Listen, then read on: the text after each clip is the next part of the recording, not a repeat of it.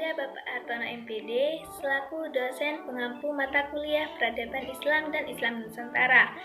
Di sini saya Etika Yulia Putri akan menjelaskan transformasi kepemimpinan dalam pesantren. Baik, langsung saja. Pengertian transformasi kepemimpinan pesantren.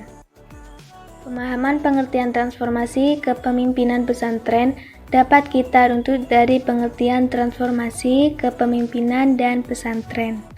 Transformasi berasal dari bahasa Inggris yaitu transformation yang memiliki arti perubahan rupa atau bentuk, sifat, dan fungsi.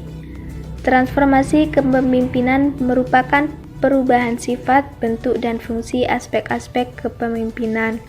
Perubahan ini dalam rangka menjawab kebutuhan masyarakat dan dinamika sosial yang terjadi. Dengan demikian, transformasi kepemimpinan pesantren dapat dipahami sebagai perubahan bentuk, sifat, dan fungsi kepemimpinan pesantren, tanpa menghilangkan ciri khas dan identitas pesantren itu sendiri. Perubahan ini terjadi secara substansional maupun formal sebagai respon tuntunan sosial sekaligus wujud proses relevansi. Transformasi pemimpin dalam pesantren dapat dilihat dengan adanya sebuah yayasan di dalam pesantren. Transformasi membutuhkan adanya beberapa komponen, di antaranya yang pertama yaitu aspek planning atau perencanaan.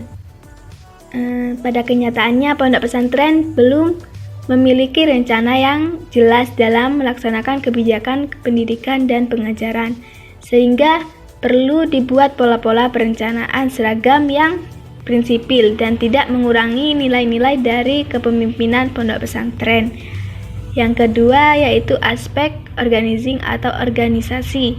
Pondok pesantren yang ada tidak memiliki keseragaman struktur organisasi dan administrasi, sehingga perlu adanya semacam petunjuk berupa pola struktur organisasi dan administrasi dasar. Yang ketiga yaitu aspek coordinating atau koordinasi.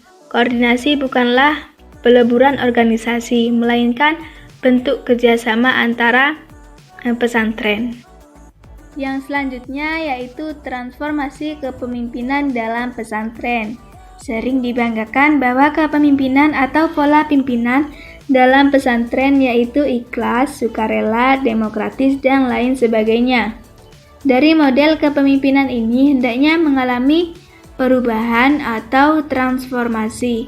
Pesantren di zaman sekarang harus dapat menjawab pertanyaan masyarakat.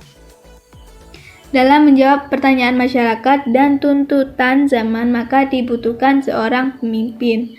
Seorang pemimpin dalam melaksanakan tugas kepemimpinannya itu memiliki model atau tipe sendiri-sendiri. Begitu pula kaitannya dengan kepemimpinan di pesantren. Tipe kepemimpinan di pesantren diantaranya yang pertama yaitu tipe kepemimpinan personal atau individu.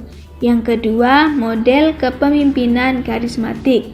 Dari model kepemimpinan di atas memberikan solusi yaitu dengan mentransformasi kepemimpinan pesantren, karena transformasi kepemimpinan di pesantren sangat dibutuhkan.